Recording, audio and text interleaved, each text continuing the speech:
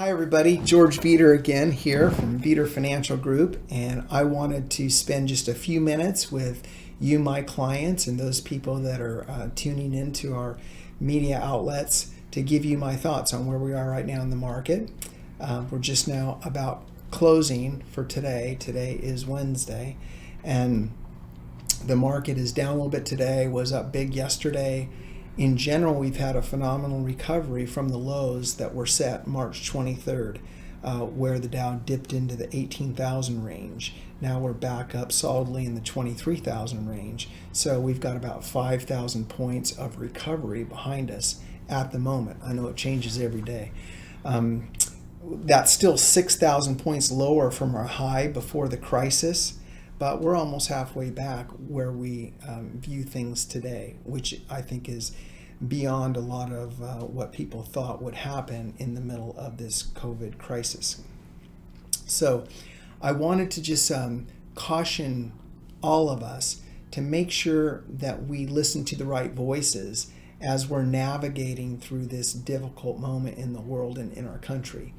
You know, I was reading this morning all of the press releases before the market was opened, and there was a Goldman Sachs analyst that had talked about how he saw the numbers of unemployment and the economic retraction, that it would be epic over the next couple of months. And that's what made the headline.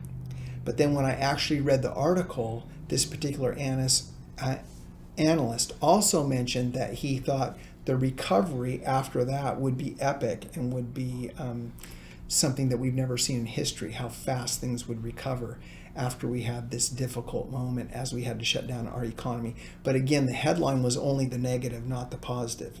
And in moments of this, we have to remember that the media actually, they depend on viewership, and they depend on attention towards whatever they're publishing in order to do well in their business objective. And so because fear is such a powerful motivator and such a dominant emotion, and it's disproportionately impactful to us, they focus on the fear lots of times.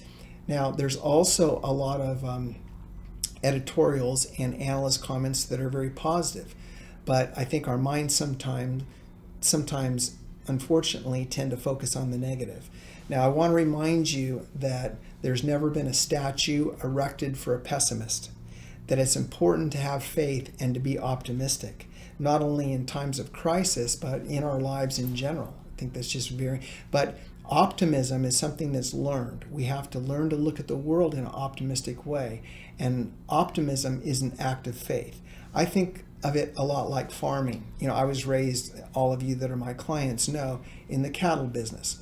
So you can't be in the cattle business without exercising some faith, because you turn whatever your inventory of cattle is, maybe $1 million worth of cattle out on a big ranch, and then you pray that it rains, right? You have no control of that, so you have to have faith that it's going to rain in the seasons that normally provide the rain in order to grow the grass to feed your cattle so that your investment pays off. The farmer of crops has to do the same thing. He plants the seed, he prepares his soil, and then he trusts that nature and God will do the rest, right? So farming is an act of faith, and all of us survive because of farming and ranching and those people that feed us, around the world. Well, as an investor, there's some similarities there, because we invest our money, or we plant our seeds in the market with optimism and faith that the economy will continue to expand and grow as it's represented by the companies we invest in.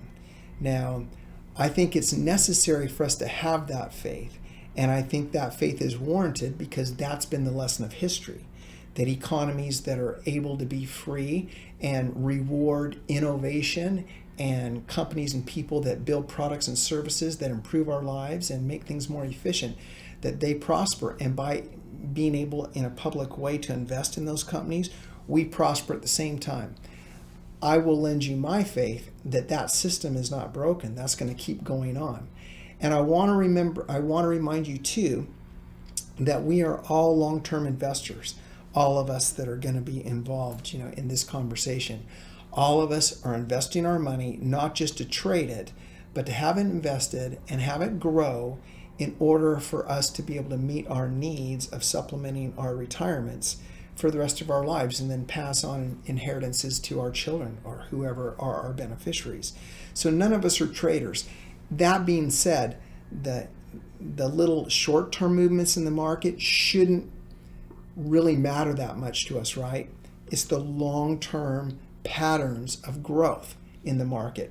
And if we've put together proper portfolios, which all of you that are my clients have, you're well diversified with great management in each part of the economy or each market sector that we have designed a portfolio to represent, we are positioned as long as history continues to repeat itself and free markets continue to behave as they always have, and nature continues to be nature. We've positioned ourselves to prosper on our long-term objective, and short-term craziness does not negate any of that.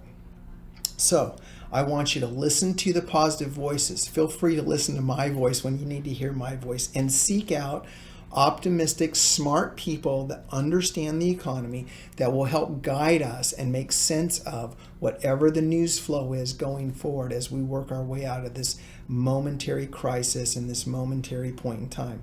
And once again, I want to just thank you for the trust that you have placed in myself and my team here at Veeder Financial in managing your assets and taking care of you financially and being the guide for you in your retirement, either prepping for your retirement or already living and thriving in your retirement. And we will always be worthy of that trust, but we never take it for granted. We're very grateful.